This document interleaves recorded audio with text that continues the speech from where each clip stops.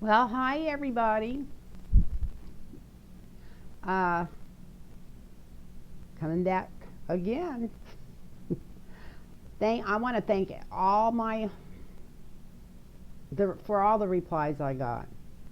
Um, and that's what I'm going to do every morning when I get up, or sometimes it's not till late in the day, or 10:30 or 11, because I'm a night person and I don't even, believe it or not, even when I go walking in the middle of the night, my bones don't ache, but they ache. And anyway, I'm a I've always been a night person, and I've just about had it back together till all this stuff started, and now I've just gotten later and later. In fact, I think it's pretty close to Friday already now instead of Thursday.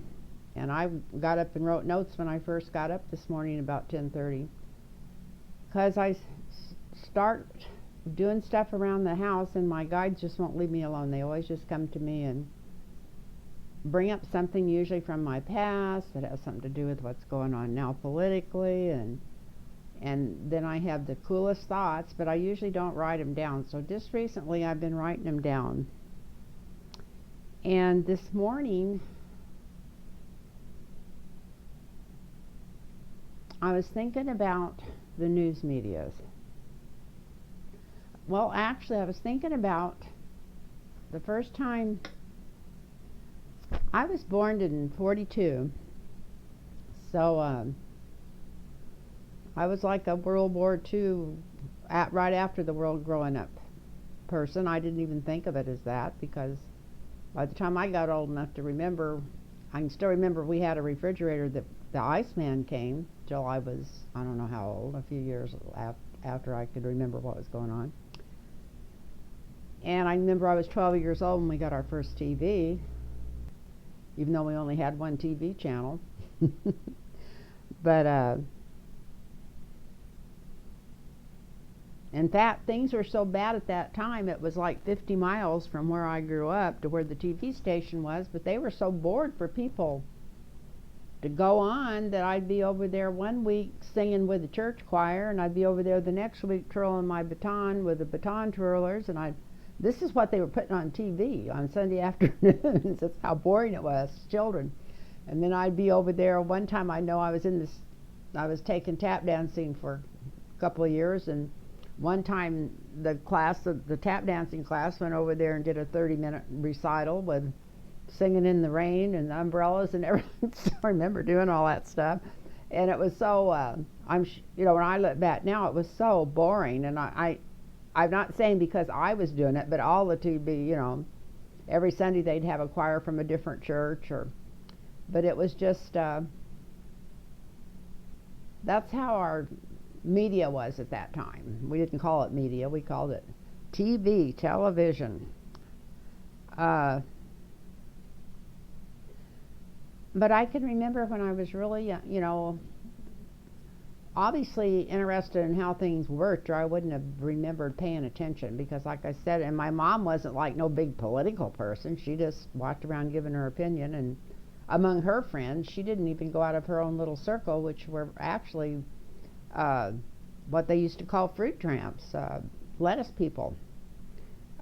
Most of my cousins and my uncles and aunts, and all of them had come out from Oklahoma during the Depression, and they were all seasonal workers, and they were making pretty good money by the time I was like 10 years old, especially like in the sheds and stuff. My dad packed cantaloupes, and he'd bring home a stack of 100. Sometimes he was always the top packer, but sometimes when they were what they used to call in the snow, when it was just the market was up, and the cantaloupes were ready, he was always the top packer in the shed. So sometimes he brought home, $800 a week. I seen him bring home one time. He had 10 of the $100 bills, because he was pretty proud of what, the money he made working so hard. Of course, I mean, they worked sometimes 12, 13 hours a day packing those melons. They'd go get something to eat and go right back, and he was fast. And I was born on his birthday, so I know, whatever. I worked a lot like he did when I was younger, when I was doing stuff. Nobody could keep up with me. Um, But I didn't want to get off on that. I was going back to the news media. But I can remember my mom explaining to me when I was really young about monopolies, about right after the war, they put really our Congress and, the Senate, Congress, whatever, the House, they put in some really strict rules because we just got through with the Second World War within 20 years apart from the first one. I don't even think it was quite 20. And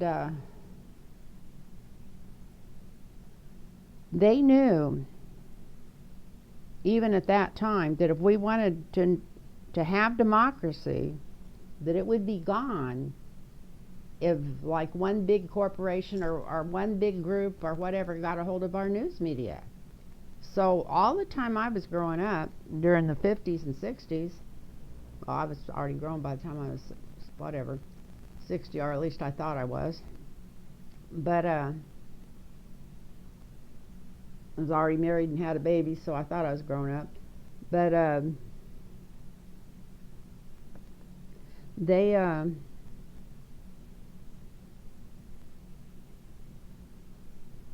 knew then that they couldn't have any monopolies on the news media. They knew that they had to be open and not prejudiced and not corporate, and of course they weren't paid at that time. The regular news spots on TV, whether it was NBC, CBS, or whatever, they just had they didn't have to make money for that hour. They just came on and reported the news, and they didn't owe anybody nothing. They didn't have to make money. They were just in there to report the news. So it was totally unbiased.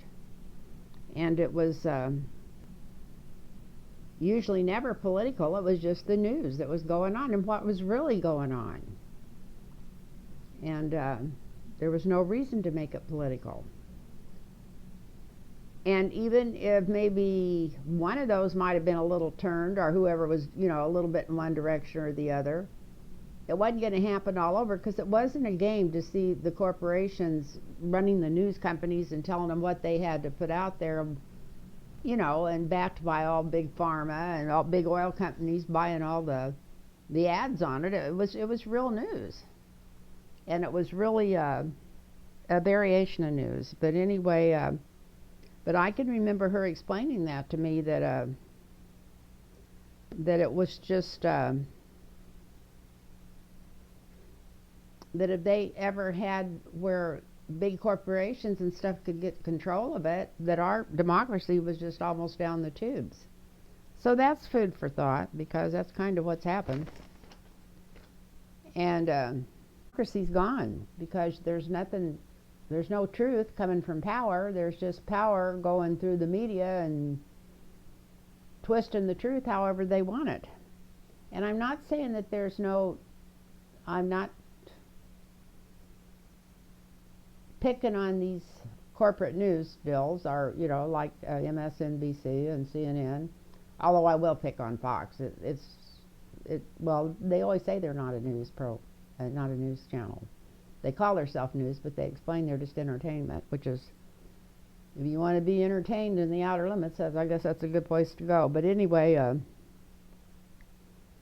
but she explained to me that was a little girl, that when I explained that all to me when I was a small child, that if you didn't have news coming from all over, unbiased, then it wasn't news, and it would make it really hard to run a democracy that way.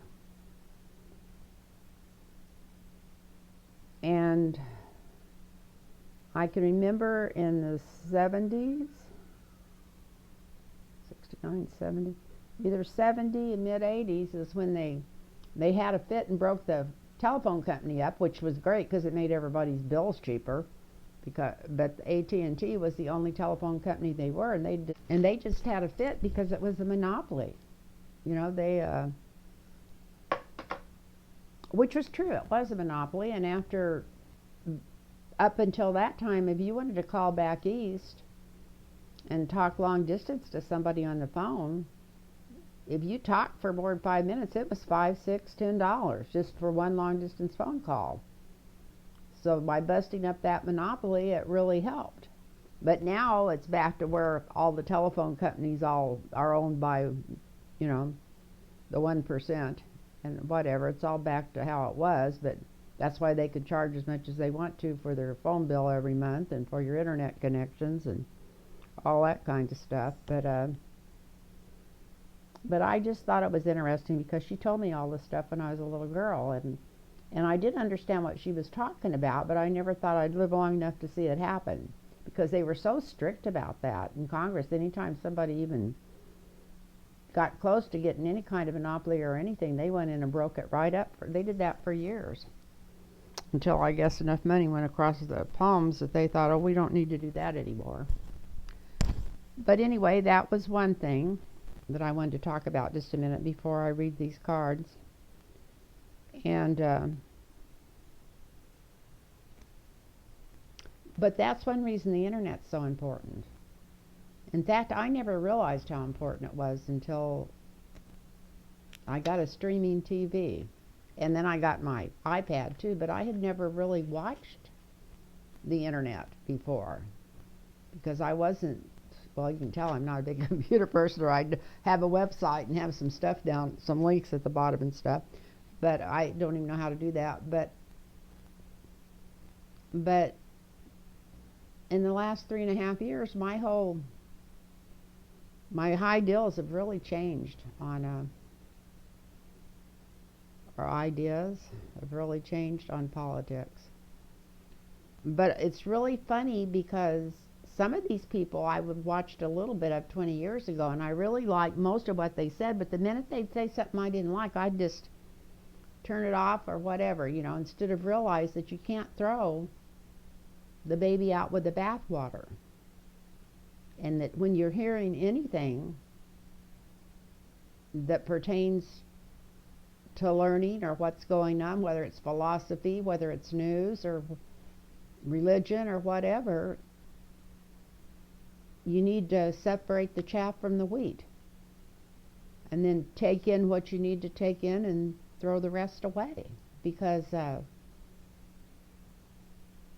other people's truth isn't going to be all your truth, and also when people are telling their truth, they don't know everything you studied and learned in your head, and some of the things that they're saying is wrong.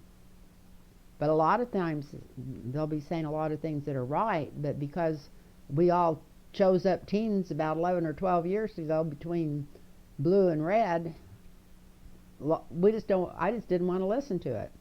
Like I used to watch TYT network a long time ago when it was on, I don't know, that channel that Al Gore ran. And I really liked about 60-70% of what they were saying, and I thought, boy, those guys really make sense, and it sounds like they're really out for the good of the country. And then they'd say something bad about Hillary Clinton or Bill Clinton, or, you know, I think, no, they were already on the internet by the time I think Obama got in, and I only watched them a couple of times there. But the minute that they said anything that was a little bit truth to power about somebody that was one of my heroes, I'd think, well, poo on them, you know, they don't know what they're talking about. Well, I've lived long enough now and went back and researched it enough that about 90% of the time, maybe more, they did know what they were talking about. It was just that I was so biased from watching all the other news, and by that time I was a little brainwashed to think if you didn't agree with somebody totally, then you didn't have any business watching them. And there still is a lot of people that are on the internet that are a little Rush Limbaugh, and I don't, on the other direction, on the left side, and I don't like to watch them because it stirs hate sometimes. Like for a while I was watching Jimmy Dore a little bit, and he's got some wheat in with his chaff too, but it's so much anger, and no, I can't go there. It's you know, it's like sensationalism. Like I said, he's kind of the Rush Limbaugh of course he's a comedian, so he can get away with it, but of left-wing media on the left-wing media on YouTube. But there is a lot of really good guys on there, and I'm gonna cut a lot of this out, and I'm gonna I'm going to cut this up a little because I want to get to the card reading, so I don't want to take all night, but I just wanted to explain kind of how I grew up and how much things have changed. I was going to tell you some of the stuff that I listen to that I feel have really opened up my eyes, and I do not believe in everything they say. Like I said, you know, you can cast your pearls among swine, but if swine got their nose in the ground or their head in the air so far, they're not even going to see those pearls. So there's some pearls of wisdom in almost all these people, and you don't have to agree with them 100% to pick up these pearls of wisdom and then take them back to whatever you're watching or whatever you're doing. But I was just amazed. And another thing, since we're all sitting at home, some of these people are just like, I like to listen to podcasts in the morning when I'm doing my housework and stuff. Well, whatever. In the mid-morning when I get up, when I'm doing my podcasts and stuff. And one of the ones I like, and he doesn't put it out, I think a couple of times a week, is Michael Moore has a podcast now. And it's usually really good and fascinating, and it's called Rumble. It's called, if you want to look it up as a podcast, it's called Rumble with Michael Moore, or just Rumble's the name of it. And his subjects change and his guests, and he calls people all over the world. You know, he's made all those documentaries. In fact, he came out with a brand new documentary, and you don't even have to watch him in it because he does narrate it, but he's not in it at all. That's called Earth Day? What was that called? Anyway, it just came out this week, and it was on one of his podcasts. I listened to the whole thing while I was doing some housework a couple of days ago. But that's not all. I mean, that was unusual. I was surprised to see that in there because he surprised everybody. He was going to put it out in the movies, and then all this stuff came out, so he decided just to put it out free on the internet. But he's right. He's been in New York in an apartment. He's got a place in Flint, Michigan. You know, that's where he's from. He's got an apartment there too, but he ended up going to New York for this, and he's been in an apartment downtown. So his outlook, and sometimes through this he'd get up in his fear sometimes when they were taking his neighbors away with coronavirus and stuff. It was really interesting to listen to his point of view, and you know, and somebody that's done the type of work he's done for years could call people all over the world and was talking to them about what was going on there, and you know, but it was pretty fascinating stuff. And so if you haven't never watched that, maybe you might want to pass the time listening to that, because you don't have to watch it, it's a podcast. And then as far as like the YouTube videos, there's nothing like the Majority Report and Sam Slater, but I don't agree with everything he says, but I love listening to him, and I never watch him that I don't learn something. And it's usually fascinating, even if he's talking about a subject I think I've heard so much stuff about that I know from every direction. And I love the fact that he's not he's pretty unbiased for somebody that's a Democrat through and through. And he will say stuff about the Democratic Party that if you're a tried and true Democrat that maybe you don't want to hear. But remember, the baby with the bathwater. Take in what, just, you know, listen to it. You don't have to agree with somebody totally to listen to them and learn from them. And then there's this guy from Canada who this old lady just likes to watch because he's really a pretty guy. Makes me feel like a dirty old woman. But anyway, his name is David Doyle, but his podcast is called Rational National. And it's a young man's view of politics who lives in Canada, but all these politics, or 99% of them or more, are on the U.S. And he talks a lot about the Canadian medical system, about Medicare for all, about how you know, he gives you his point of view of how he grew up, and you know, and he's still just in awe. I think he looks like he's in his 20s, late 20s maybe, but he just can't figure out why we don't have Medicare for all, because I mean, he's like everybody else that's ever really studied it. He knows it's the cheapest thing there is out there, And anyway, I don't want to go into but anyway, it just shocks him. But anyway, sometimes he talks about that, but he usually talks about what's currently going on with our White House and our president and the United States. He's pretty good. And then there's another guy. It took me a while to watch him because his voice was bothering me. There are some people that just blend in with other people, and some people that are kind of grady. But he has the Humanist Report, and I don't know exactly what his name is, but he's really good too. I like to listen to him while I'm cleaning up around here. And then there's, of course, it's a TYT deal, but it's called the Damage Report. It's on usually 2 or 3 times a week with John Iota, and he usually has sometimes somebody else from TYT on there with him, but sometimes guests. But it's really good, and it's current usually every day, I think, or at least 3 times a week, and on current events and what's going on, and he's really good. And then, of course, there's David Patman. There's a lot of things he says I don't agree with, but I still learn from watching him. And there's a lot of things he says I do agree with. And but you just got to remember to separate that chaff from the wheat. Don't throw the baby out with the bathwater.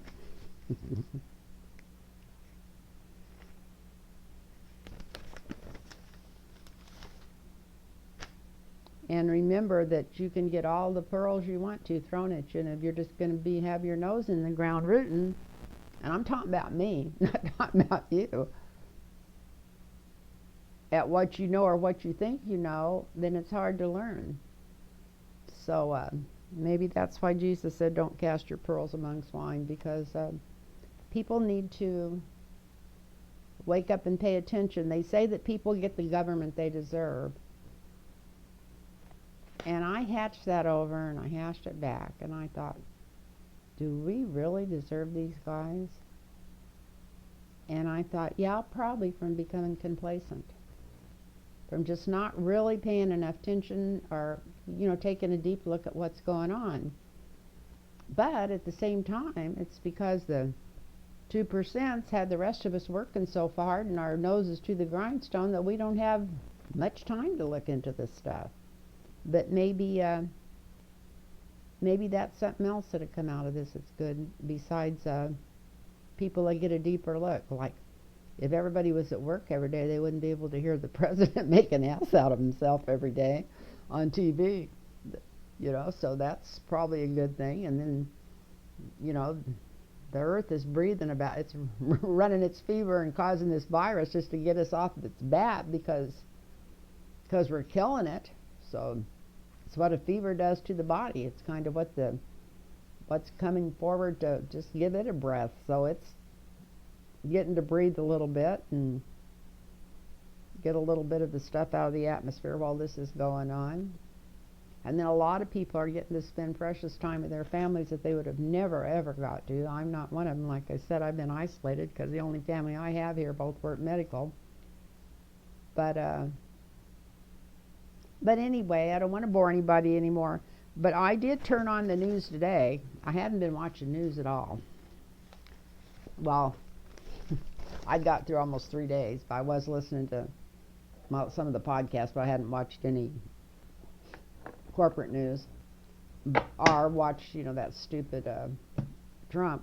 But I just seen some excerpts from when he was talking today, and I think I mentioned to you once that I see even people on TV when the life force is draining out of people, I can see it. And for him, it looked like somebody just turned the spigot on, even from last week. I think it's just finally dawned on him that he just can't control this, and he's so used to being able to control his lies and every other lie he spews out there. I think he can't create his fantasy world because of reality that's going on and that people see, and I think it's really good. I think it's making him sick. I think it's making him really sick. So I don't know. I haven't used these cards in a long time. Let me use these. It wasn't the ones I was going to use, but let me use these.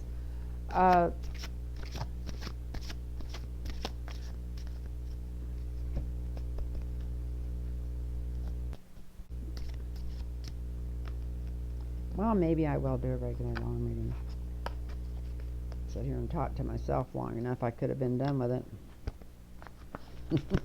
God. I'm glad I can edit this.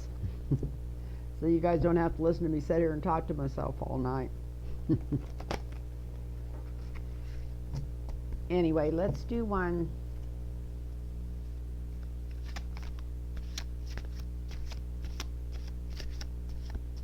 I'm going to try to get nicer. Maybe I'll just call him the toddler in the White House for the next. That's too damn nice. I really like toddlers. Anyway, you know what I'm talking. Let's do one on him and just see why he looks so bad. Maybe we'll pull some extra cards out on his health while we're doing this.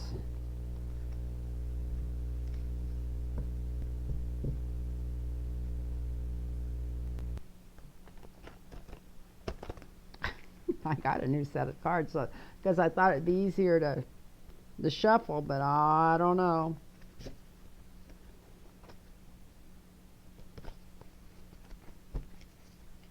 Who knows?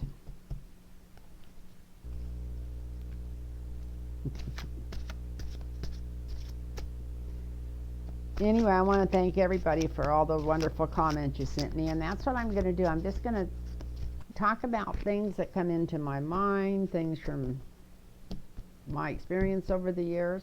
My next reading, I'm going to talk a little bit about haircuts and tinting your hair and stuff. It's so easy to do. I've done it all my life. I started cutting hair when I was given permanents by the time I was 12. I was probably 11 years old or so when I started trimming people's hair and cutting hair. And it grows back, nothing to be terrified of. So anybody can cut their own hair. I've cut my own hair all my life. And I was even a beautician. I didn't let anybody else cut my hair. So, but I wasn't a beautician when I was 10 and 11. It was just something that was so simple, it just came natural. And then us Okies, the women always did the home permanents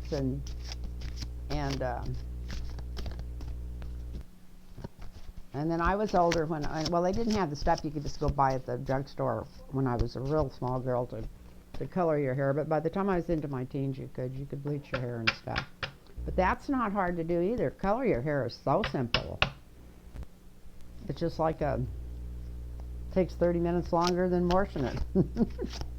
Just put the color on and let it set for 20 minutes and get in the shower and wash it out. It's so simple if you're just doing your roots. So everybody's running around here whining and screaming because they can't go to the beauty shop and spend a ton of money when they could go down to the drugstore and pick up some color and do it. So I think I already talked about that one. I don't know. Might cut this out. Anyway, these cards should be pretty shuffled. Okay, let's see what's going on with the slime ball.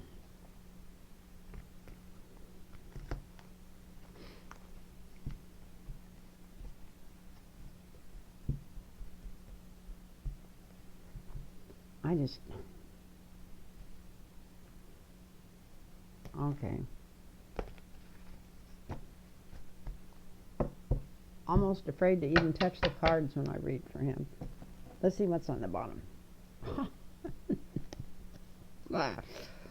This is him up there on stage every day saying, look here, look there, look at this governor, look at whatever comes into his mouth, but let's not pay attention to what's really going on.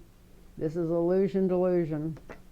That's definitely him. And it's not only us he's trying to, he's just not even on this planet. And part of that's Fox News' fault, but I don't know who's leading who when it comes to that. I'm not sure. Well, it looks like justice is going to get him. But anyway, that's the other card on the bottom. Let's just start here. Oops, I had the window open. I think it's a mosquito or something on me.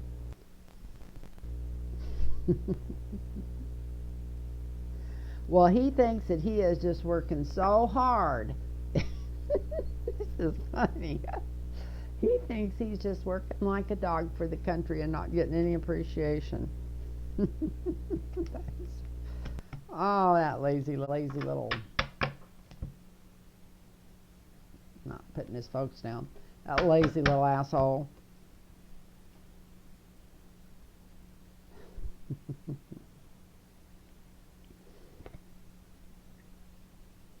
Because he thinks he's just the world. He thinks he's the sun and the moon, and that anything he says, it just comes through.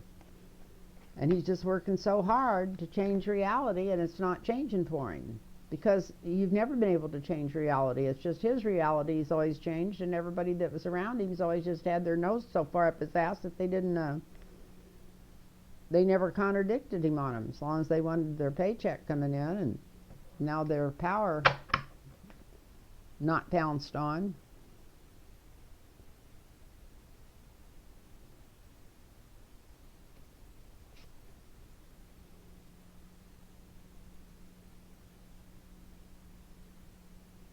The foundation of that's the Ten of Cups.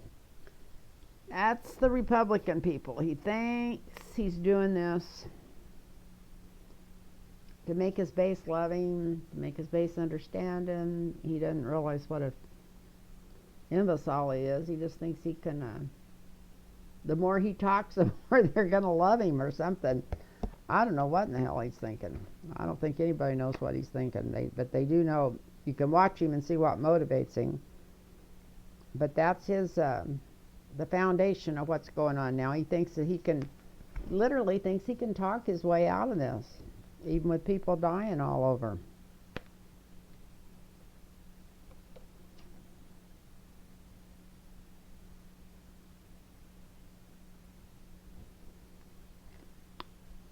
All the time he was growing up, and up to the recent past, it was like he had a magic angel on his shoulder. No matter what he pulled, he got away with it. No matter how evil or diabolical it was like he had, I know a lot of the astrologers say it's just all the planets and stuff he came in under, but it was like he just, no matter how bad what he was doing was evil and screwed up, no, it was like he just got away with it.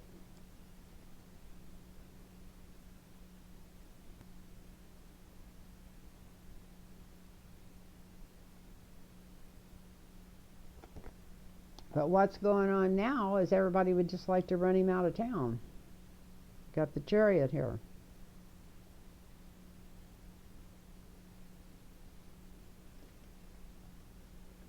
Every day, the more they watch him, the more they're thinking, good Lord, how did we get here? Now I know why we got here, you know, being more interested in money than in government.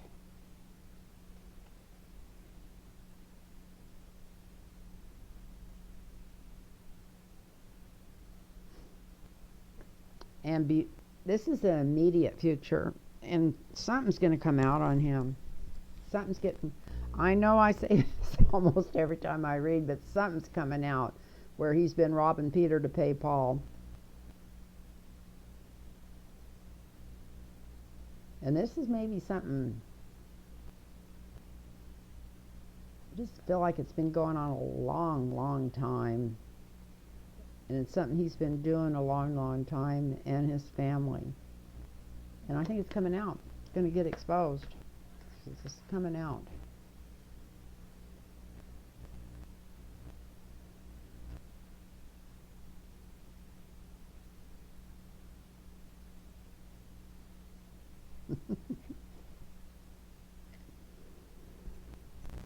And inside of himself and what's going on him, he literally thinks he's a frickin' holy man.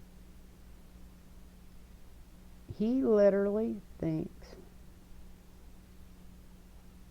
I think he's totally delusional. I always thought for the last few years he was delusional, but still knew what he was doing. I don't even think he knows what he's doing. I think he just thinks he can change the world just by what he says out of his mouth or something. There's something really weird going on here.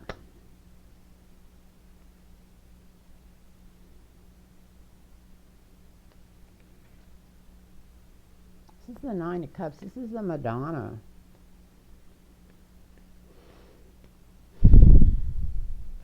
I'll have to get a clarifier for that. But that's him, and what's going on inside his head. He just thinks he's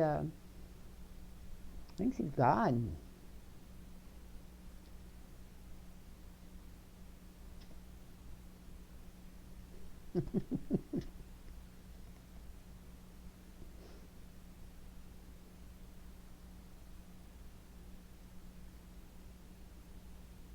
And the people around him tell him that anytime he even looks at him like he needs to be uplifted.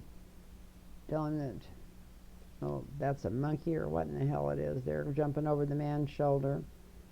It's the Page of Swords. This is the people around him.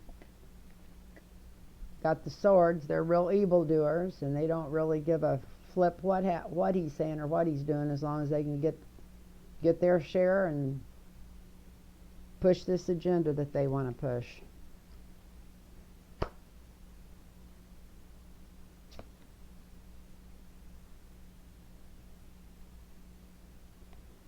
It's hopes and fears. It's judgment. Whether it's a hope or a fear, I hope that's what's coming for him, because with judgment coming for him, either way he's screwed.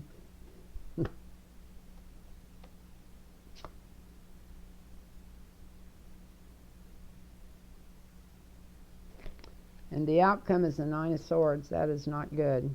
That is not good. He is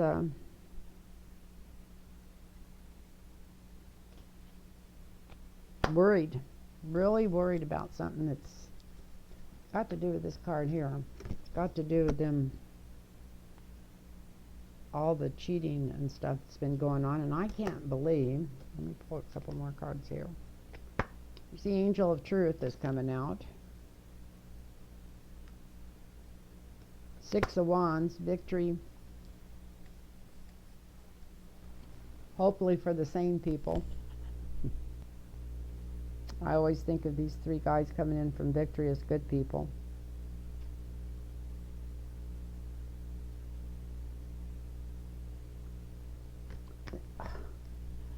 Things might just get so bad, and I know 2 readings ago I was saying that he wouldn't leave no matter what, but I've got a feeling that he may just be feeling so bad, and things keep going like this and he don't get his way, that if he don't explode and have a stroke, I think he's just going to say screw this and walk away. That's a walking away card.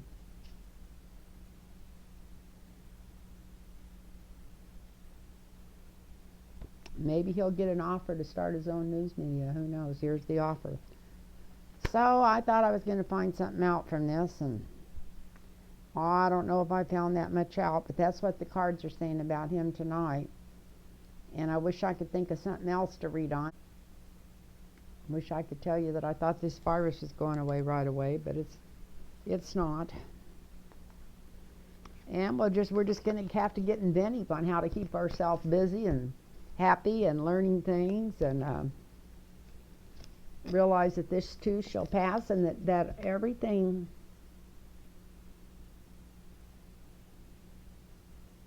I know I get tired of saying this, and I've heard it sometimes when I want to hit people from different things that happened in my life, but there's usually a reason for everything. And the way things were going on, it wasn't going to be sustainable anyway. Maybe this was just for everybody got a quick wake-up call.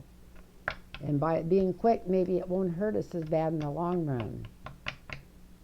So anyway, that's my feelings about it. And I hope you're all doing great. And I hope you had a good day. And I hope you're planning a good day tomorrow. And want to thank you for watching. And don't forget to hit the subscribe and the like button, because I think that helps with YouTube. I know about as much about technology as I do about swinging on a trapeze, but anyway, I want to thank you for your replies, and if there's something you want me to read on, please write and ask, because I always read all my replies, and I'll just make a list, and even if it sounds silly to me, I'm still going to read on it, because like I say, there's a reason for everything. So if there's something you want me to read on, just send it in the replies, and I'll see if I can bring it up and read on it. And you guys just hang in there and remember to breathe. When you catch yourself sitting around holding your breath, don't just take one deep breath, and just take 3 and into 3 and out to 4. Which reminds me, I think I'm going to do some chanting in the morning. Can't do it tonight. It sounds like a caterwauling, but I'll shut my doors up tight tomorrow and turn my air conditioner on and do some chanting, because that always makes me do deep breathing, and it heals me up. So anyway, night everybody, and I hope you do great, and thank you for all your sweet comments. And remember, for a personal reading, it's lynntarotreadings@gmail.com. Bye-bye now.